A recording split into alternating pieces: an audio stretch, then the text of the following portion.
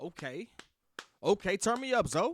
Turn me up, Zoe. That's what I'm talking about. Listen, Zoe came back and had, I'm going to say it, I know this word gets tossed around a lot, a dominant return game. What do I mean by that? Let's break it down. Skip the intro. You know who I am. You know what we do. You know what clip video you clicked on. Chicago Bulls Breeze, boy P Kid. When you see the breeze, you know how we get down. You know what we do. Put everything you want in the comments. We gonna get straight to it. Listen, Lonzo Ball came back and while only playing 15 minutes, had a very good impact on the game. And what I mean by impact is knew where to be on the floor.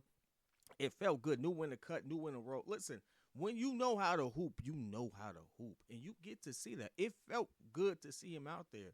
I know it felt good for him to be out there.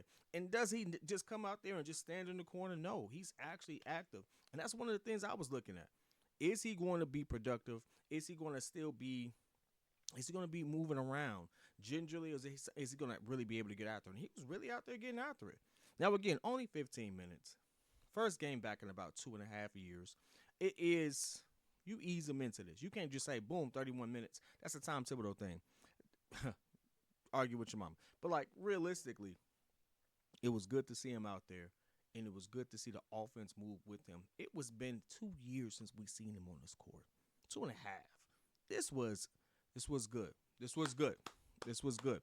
And even better, we did so, still preseason, but get a dub. In a dub where multiple people contribute, multiple people get double digits. And we know everyone was wondering exactly what would Lonzo do. Guess what? Comes back 15 minutes, 10 points, 4 or 6 from the field, 2 or 4 from 3. Just being efficient. Now, I will say, he did come back out there and look like one of the best three-point shooters out there. Although Kobe White had a day. We ain't spent enough time on this channel talking about Kobe White. Y'all know I always had my opinion about Kobe White, whether he had it or not. I'm so happy to see where he is now because, Jesus, it was bad the first couple of years. But he has turned that all the way around, and he's turned this team up too. I'm excited for what the Bulls can really do moving into the season. I really am. I really am. This ain't just preseason to me. This is really, hey, the ramp up, everybody getting ready to go. But these games kind of mean something to people.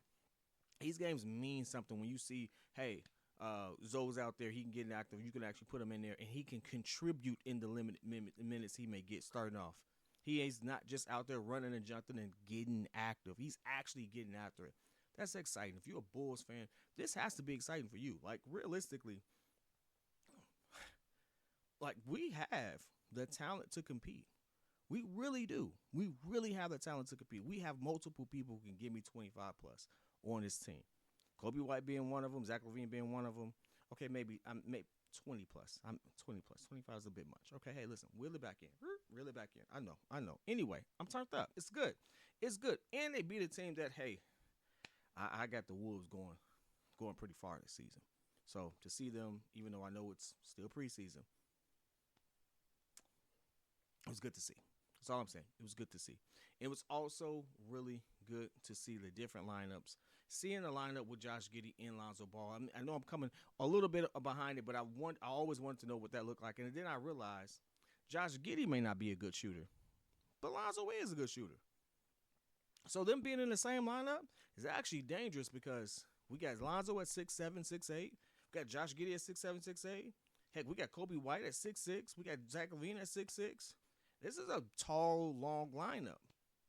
We can do some damage with this lineup or with this team, this roster, and how it's built.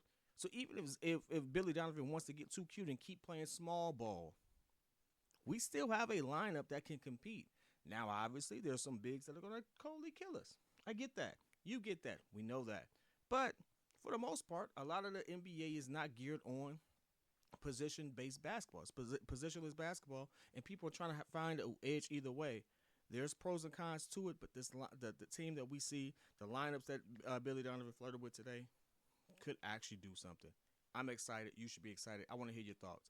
Tell me what you feel about Lonzo Ball's return. Like I said, dominant for me.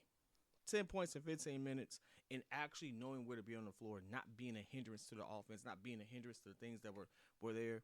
Again, still preseason. I do want to emphasize that. In the NBA, there is a difference. NFL, starters only play so much. But they need reps. You need preseason NFL because teams be coming out looking so trash in the first couple games, and they only get like 17 of them. But in the NBA, there's a big difference between games that don't matter preseason and games that do matter, which is definitely on the second half of the season and beginning of the first 82. So I mean, listen, take it with a grain of salt, but it is encouraging to see, and I'm happy to see us getting back to what I envisioned us looking like when we first acquired Lonzo Ball.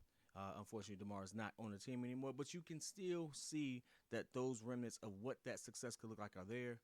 I'm excited. You should be excited again. Put your thoughts in the comments. I'll be in there with you. Till next time, y'all. Peace.